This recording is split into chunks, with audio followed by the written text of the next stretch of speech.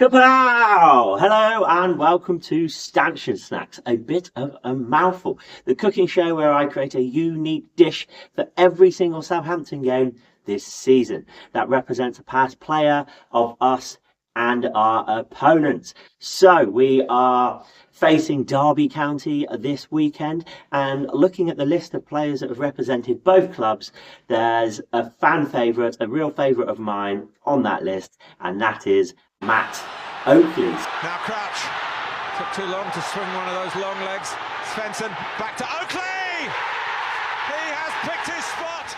So we're going to be doing something a little bit different today, and rather than an edible dish, we're actually going to be creating a drink or a cocktail. During COVID, I actually ended up doing a little bit of a strange job where I was lecturing American students on tea. At the end of that lecture, I used to make a tea-based cocktail. So we're going to skip right to the end of the lecture. I'm not going to talk to you about tea at all. We're just going to make the cocktail, which involves matcha. So this is a Matcha Oakley Martini. The first thing we need to do is create a really nice matcha, and there's a few things that you need for that. First things first is some good quality matcha, ceremonial grade, you want to make sure you have.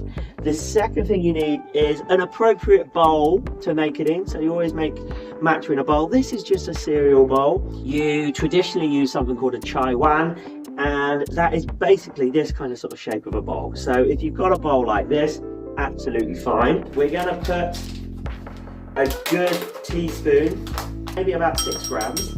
Most important thing about making matcha is that your water is at a correct temperature. So I've got some water here which is about 70 degrees. Easiest way to get 70-degree water is to boil a kettle and then add 1/3 cold water from the tap, 2/3 boiling water, and it will be at about 70 degrees.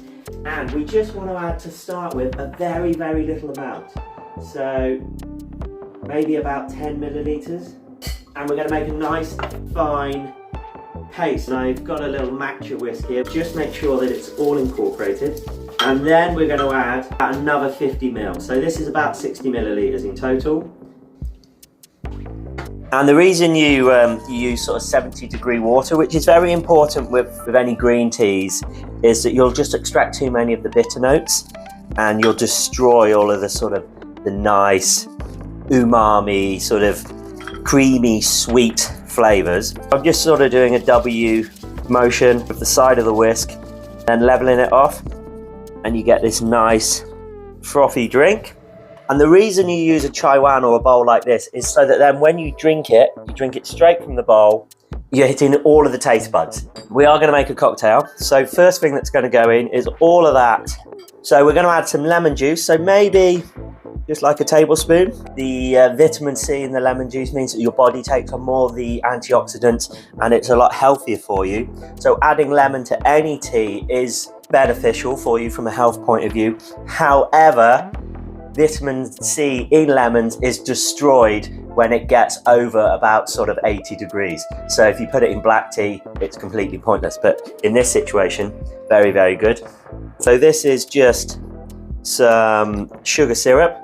So a mixture of equal amounts water and sugar. And then a bit of gin. I've got this, this Crowd gin here, which is quite a good one for this. Nice sort of botanicals. And I'm going to put 2 of these in. So what's that, 60 ml? I want that sort of frothiness that you get in matcha, which we've kind of now lost. So you could add an egg white, but as I've got a lot of vegan friends in this channel, we're going to keep it vegan and we're going to add some aquafaba, which is just the water that you get out of chickpeas. Don't worry if you're opening a tin of chickpeas just for this recipe.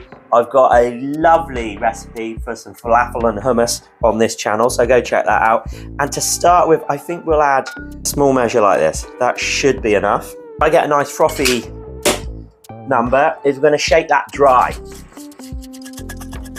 So at this point, you can give it a little taste.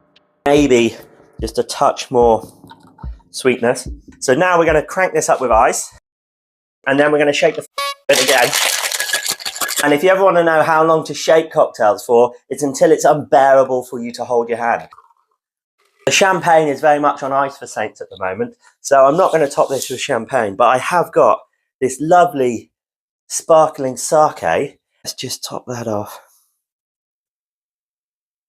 A bit of lemon zest, and it's important, not too much pressure on your peeler, but to do this over the top, and then just put that there like that. Oh my days, that is dangerously good. Yeah, it's a little bit boozy. You know what it needs? It needs a bag of crisps, or even better, a crisp sandwich.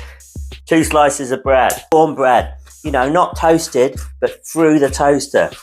Plenty of butter, mayonnaise. Put mayo on, put twice as much more on again. Bag of crisps that I recommend, just been down the shop. Monster Munch, pickled onion. Let's have a little go on it first of all. Check I'm not ruining everything. That is boozy though. Here we go.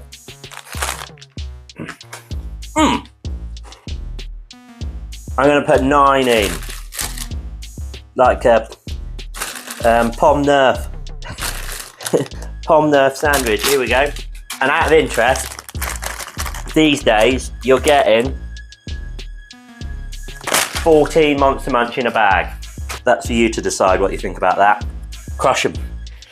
Give them a good crush like this. Crush that down there like that. Is he already a little bit pissed off that one cocktail?